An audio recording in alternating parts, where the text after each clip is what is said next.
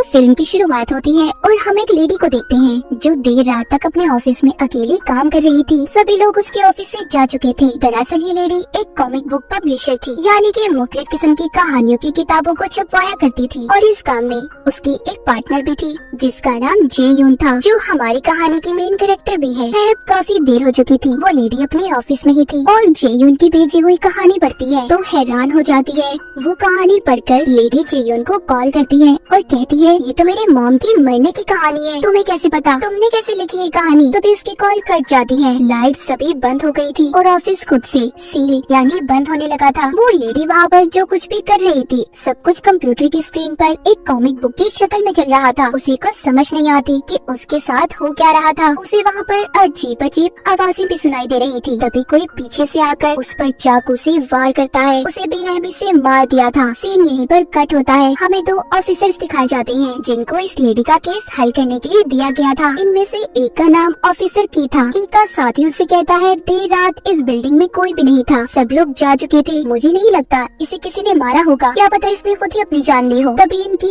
एक lady officer इनको computer screen पर कॉमिक बुक के सफ़े दिखाती है। जैसा हाल उस लेडी का था बिल्कुल वैसी ही तस्वीर कॉमिक बुक के पेज यानी सफ़े पर थी। ये बहुत ही अजीब बात थी। दूसरी तरफ हम जेयून को देखते हैं जो आधी रात को अपनी गाड़ी चलाकर कहीं पर जा रही थी। जेयून दरअसल एक कॉमिक राइटर होती है, यानी कि वो कहानियाँ लिखने के साथ साथ उन कहानियों से जुड़ी हुई तस्वीरें ड्राइंग्स भी बनाया करती थी और इसी की कहानियों को वो लेडी पब्लिश किया करती थी। अब जब ये अपने घर जा रही थी तो अचानक से एक छोटी बच्ची इसकी गाड़ी के आगे आ जाती है। जेयून ने जल्दी से ब्रेक लगा दी थी। अब वो छोटी बच्ची उसके पास आती है और कहती है, क्या आप मुझे मेरे घर पर छोड़ देंगी, मेरा घर यहीं पास में है। जेयून ने भी उसे अपनी गाड़ी में बिठा लिया था। जाते हुए वो उससे सवाल करती है, अच्छा ये बताओ तुम्हारा नाम क्या है और तुम कितने साल की हो? वो छोटी बच्ची जेयून को अपना नाम बताती है और साथ ही ये भी कहती है कि मेरी उम्र 16 साल है। जेयून कहती है, अच्छा मगर लगती तो तुम सिर्फ 10 साल की हो। जिस पर वो बच्ची जवाब देती है कि 10 साल की तो मैं तब थी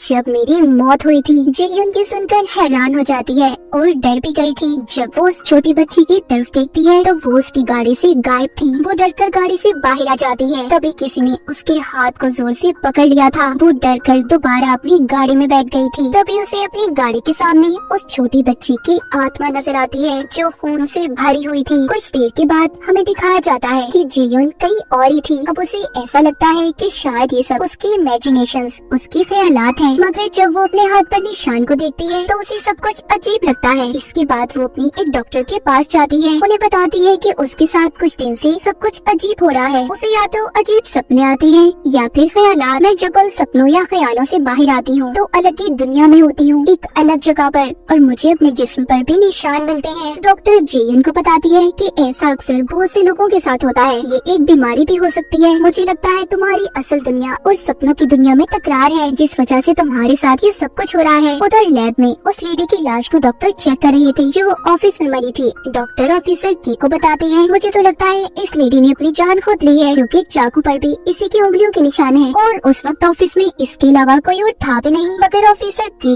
इस बात को मानने से मना कर देता है और कहता है ऐसा नहीं हो सकता क्योंकि इतनी बेरहमी से कोई खुद को भला क्यों मारेगा। जिसके बाद अपने ऑफिस में ऑफिसर की जेयून की कॉमिक बुक को पढ़ रहा था जिसका एंड आखिरी हिस्सा पढ़कर वो डर जाता है। तभी उसका साथी कहता है कि तुम मान क्यों नहीं लेते, उस लेडी ने अपनी जान खुद ली थी, हमें इस केस को बंद कर देना चाहिए। मगर ऑफिसर की इस बात को मानने से इनकार कर देता है। उसे ऐसा कुछ नहीं लग रहा था, वो इस केस की तह तक जाना चाहता था। इधर जेयून जब अपने घर में सो रही थी तभी उसकी दरवाजे की बेल बजती है। जब ये जाकर देखती है तो उधर वही इसकी पार्टनर लेडी पब्लिशर खड़ी थी जिसकी ऑफिस में मौत हो गई थी। मगर इस बारे में जेयून को अभी तक कुछ भी नहीं पता था, इसीलिए वो उसे अंदर आने का कहती है।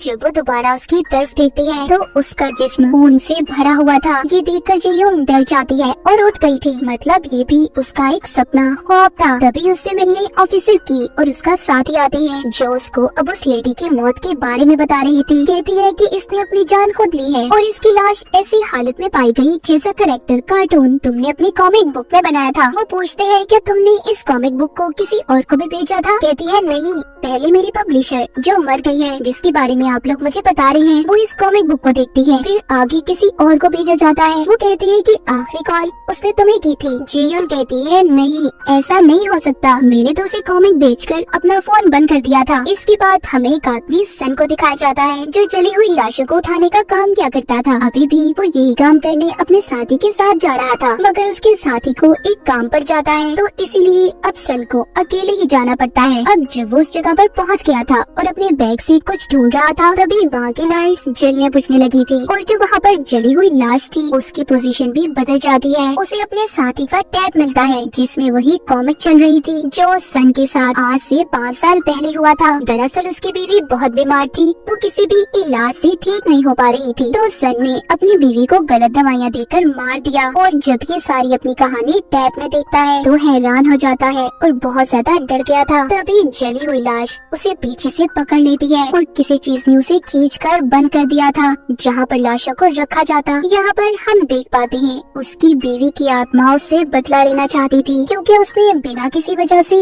अपनी बीवी को मार दिया था। यही कॉमिक बैठा ऑफिसर की भी देख रहा था, उसे भी कुछ शक सा होता है, इसलिए वो तहकीक करने हॉस्पिटल पहुँच गया था। उधर जी को भी जब इस कॉमिक के बारे में पता चलता है तो वो सन को बचाने उसके पास आ गई थी, मगर उसने अपनी बीवी के डर की वजह से खुद को मार लिया। तभी उधर ऑफिसर की भी आ जाता है जो अब जी को सन का कातिल समझ रहा था। वो जी को पकड़कर अपने साथ ले गए थे। जी उनको बताती है मैंने उन्हें नहीं मारा, मैंने तो वहाँ पर एक आत्मा को देखा था। ऑफिसर की कहता है चलो मान लेते हैं कि तुमने उन्हें नहीं मारा, फिर तुम्हें उस लेडी और सन की जिंदगी के बारे में कैसे पता कि उनके साथ ये सब कुछ हुआ था और तुमने उनकी जिंदगी पर कॉमिक भी लिखती। यहाँ पर जी ऑफिसर को बताती है मैंने ये कॉमिक्स, ये कहानियाँ लिखी ही नहीं है। दरअसल 1 साल पहले मेरी ये कॉमिक मशहूर हुई थी, उसके बाद मुझे कोई नया आइडिया नहीं आया। एक दिन मुझे एक अनजान नंबर से ईमेल आई जिसमें बहुत ही अजीब सी ड्राइंग्स की तस्वीरें बनी हुई थी, बिल्कुल वैसे जैसे मैं लिखना चाहती थी, और मेरी सारी कहानियाँ उन्हीं तस्वीरों पर होती हैं। और आज तक ना मैंने ये जानने की कोशिश की कि मुझे मेल्स कौन करता है। अब सभी को जेयुन की कहानी सुनकर यही लग रहा था, जो इंसान जेयुन को ईमेल्स भेजता है वो ही असल कातिल है, उसे ये सब के बारे में पता है और वो ही सबको मार रहा है। अब ऑफिसर बहुत ज्यादा छानबीन के बाद उस ईमेल्स का एड्रेस पता कर लेते हैं जहाँ से वो मेल जाया करती थी। इसी दौरान इनके पास एक छोटी बच्ची का केस आता है जो कुछ साल पहले अपने घर से लापता हो गई थी। उसका नाम हियून था और उसकी आखिरी लोकेशन वही का पता था जहाँ से जेयुन को मेल जाया करती थी, और इसी पते पर जेयुन भी आज से 5 साल पहले रहा करती थी। ऑफिसर की जेयुन को उसी पते पर लेकर जाता है और पूछता है क्या तुम हियून को जानती हो? वो बताती है हाँ मैं जानती हूँ। आज से कुछ साल पहले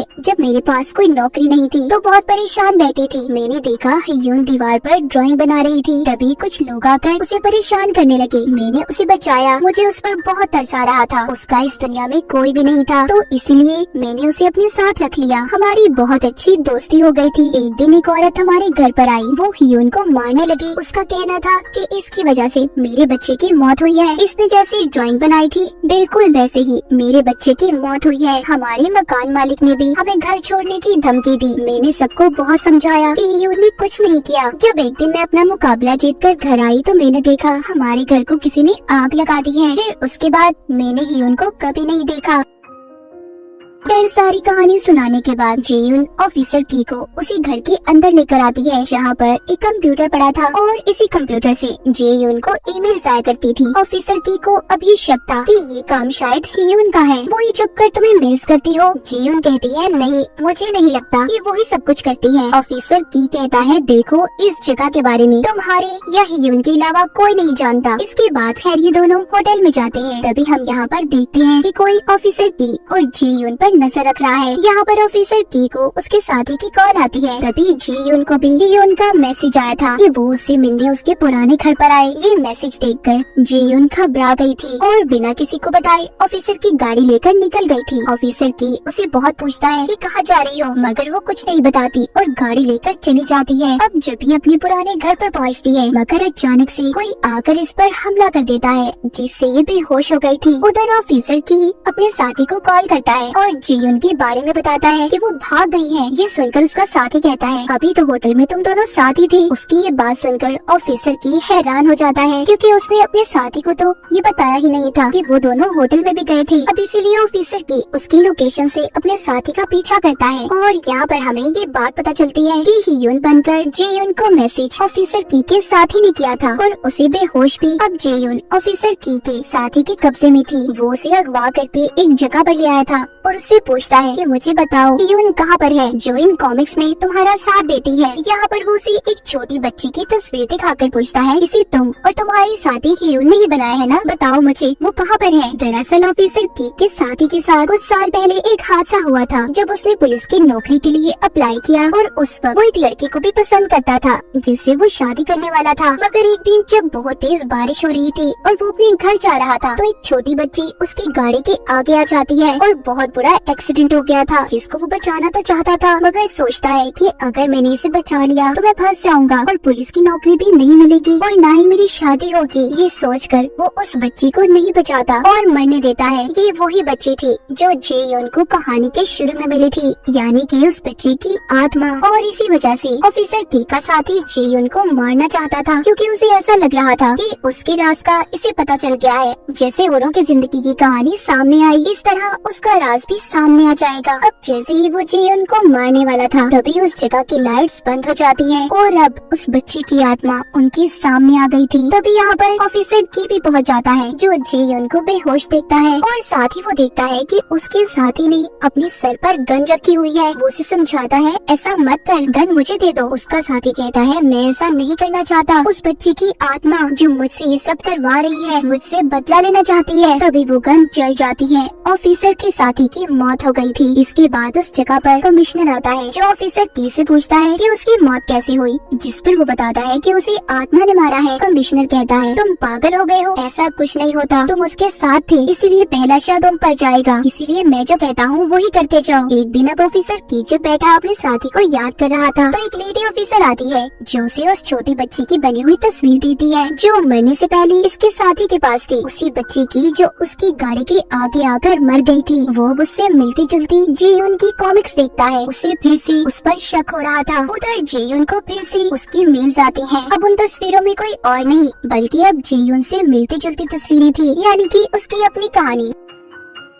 अब यहाँ पर हमें जेयुन और हियुन की कहानी दिखाई जाती है। जब हियुन छोटी थी तो अजीब किस्म का बर्ताव किया करती और साथ ही ड्राइंग्स भी बनाती थी। उसके डैड ने उसे अपने घर से निकाल दिया ये कहकर कि वो उसे उसकी मॉम की याद दिलाती है। हम यहाँ पर देख पाते हैं कि हियुन के डैड कोई और नहीं बल्कि मिस्टर सन था जिसने अपनी बीवी को खुद मारा था। फिर हियुन ने जेयुन को बताया जब से मैं अपने माँ बाप से अलग हुई हूँ तब से मैं मरे हुए लोगों को सुन सकती हूँ और वो आकर मुझे अपनी कहानियाँ सुनाती हैं। फिर न जाने मुझे क्या हो जाता है, मैं ना चाहते हुए भी ड्राइंग्स बनाने लग जाती हूँ। तभी ये सब जानने के बाद जेयुन को आइडिया आता है। वो उसकी बनाई हुई ड्राइंग्स को इस्तेमाल करने लगी अपने नाम से। वो उसे पब्लिश करवा लिया करती थी और एक बहुत अच्छी कॉमिक राइटर बन गई। एक दिन हियुन को जब इन सब बातों के बारे में पता चला तो उसने जेयुन से पूछा कि तुम मेरी ड्राइंग्स का गलत इस्तेमाल कर रही हो। वो कहती है ये सारी कहानियाँ आत्माओं की है, इन्हें छपवाना पब्लिश करना अच्छी बात नहीं है, वो आत्माएं लोगों को मारेंगी। जेयुन कहती है हमें क्या लेना देना, हमारा तो फायदा है ना इन बातों में। हियुन जान चुकी थी कि जेयुन के दिल में अब लालच आ गई है। वो जल्दी कामयाब होना चाहती है। उसने घर को आग लगा दी और जेयुन को अपनी ड्राइंग्स ले जाने से मना करती है। तभी उनके बीच में बहुत लड़ाई हो रही थी। इसी बीच जेयुन ने एक पत्थर का एंटीक उठाकर हियुन के सर में दे मारा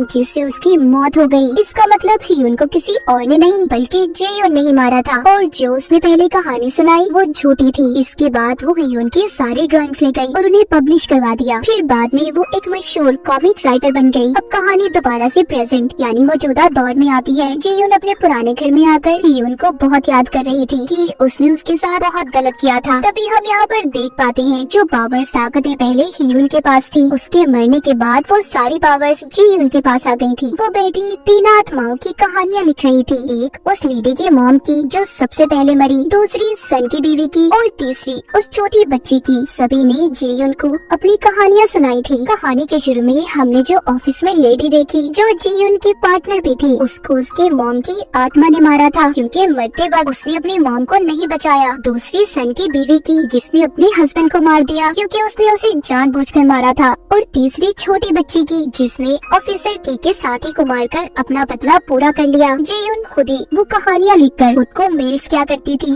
और घर जाकर उन्हें लेकर पब्लिश छपवा दिया करती। अब तभी जीयुन जब अपने पुराने घर पर थी तो ऑफिसर की आता है जो उसको ही ढूंढने आया था क्योंकि उसे अभी भी जीयुन पर ही शक था। यहाँ पर अचानक से जीयुन उस पर हमला कर देती है। ऑफिसर की कहता है इसका मतलब तुमने सबको मारा है। जीयुन कहती है नहीं, मैंने किसी को नहीं मारा, सब अपनी मौत खुद मरे हैं क्योंकि उन्होंने अपनों को मारा था और उनके अपनों ने उन्हें मारकर सब अपना बदला पूरा किया। मैं तो सिर्फ उनकी कहानियाँ लिखती हूँ। और ऑफिसर की तुम कौन सा ठीक हो जो मुझ पर इल्जाम लगा रहे हो। तभी दीवार पर कॉमिक की सफ़े बनने लगे थे। यहाँ पर भी हमें इस कहानी में एक और बात पता चलती है। जब ऑफिसर की का साथी खुद को मारने की कोशिश कर रहा था तब इसने अपने साथी के हाथ से गन को ले लिया और उसे शांत होने का कहा। तभी अचानक से ऑफिसर की के हाथों से गोली चल गई और उसके साथी की मौत हो गई। फिर उसने उसकी गन को साफ करके उसके हाथ में रख दिया ताकि सबको यही लगे कि उसने अपने आप को खुद मारा है। अब यहाँ पर जो नई कहानियाँ बनने लगी थी, अब बारी ऑफिसर की थी। उसके साथी की आत्मा उससे बदला लेने आई थी। वो उस पर कंट्रोल करके गन को चलवा देता है जिससे ऑफिसर की भी मौत हो गई थी। हम जीयुन को देखते हैं जो चुपचाप अपने पुराने घर से बाहर आ जाती है। अब क्या मरने वाले लोगों की कहानियाँ जीयुन ऐसे ही लिखती रहेगी और क्या वो लोग आकर अपने कातिलों से अपना बदला लेंगे। और इसी के साथ इस फिल्म की कहानी यहीं पर खत्म हो जाती है।